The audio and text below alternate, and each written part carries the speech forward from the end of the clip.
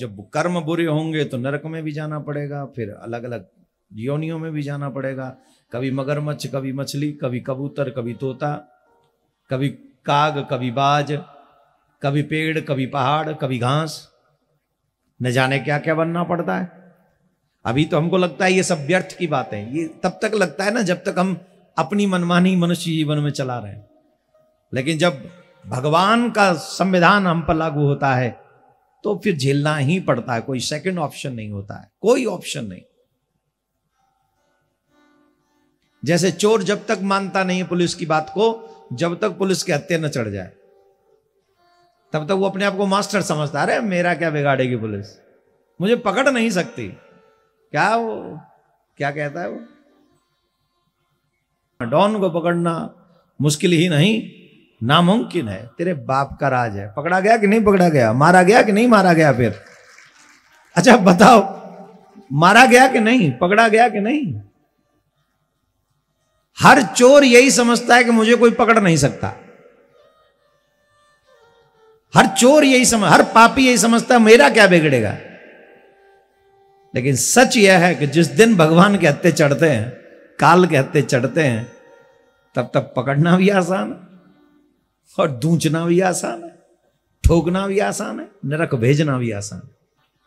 जब भगवान के दूत, यमराज के दूत जब नरक ले जाते, किसी के कोई बात नहीं बनती, फिर वहां चलो सीधे गोविंदाय नमो नमः, गेट लॉस्ट, गए काम से।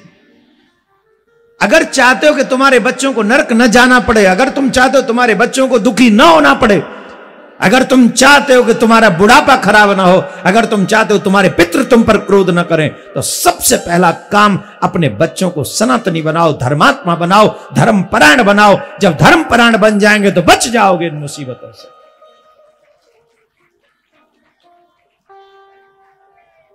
अधर्मी आदमी तुम्हें भी दुख देगा, खुद भी दुखी होगा और पितरों को भी दुख देगा।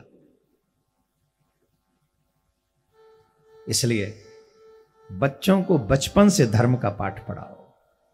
कब से? बचपन से। यहां छोटे छोटे बच्चे आ रहे हैं। मैंने कितने लोगों के मुख से सुना है कि आपकी कथा सुनकर हमने मांस खाना, मछली खाना सब छोड़ दिया। कितने लोगों ने अपने मुंह से कहा, हमने कोई पुश नहीं किया कि बोलो बोलो बोलो। हम किसको बोलेंगे? कथा करने आते हैं, कथा करके चले जाते हैं, भैया हमारा क्या है। और यहां पर भी जो लोग बैठे हैं उनमें से भी 2-4 लोग तो सुधरे ही होंगे कथा सुन के। सुधरा है कोई? देखो माता जी हाथ उठा रही 2-4। कौन कौन सुधरा है टीवी पे कथा सुन के और यहां वहां यूट्यूब पे सुन के? देखो अब ये इतने लोग, कौन कहता है कि कथा कुछ नहीं देती? देखो इनसे लर्न करो। अब जो कथा में आएंगे नहीं, कथा सुनेंगे नहीं, वो क्या जाने बेचारे की कथा का महत्व क्या है।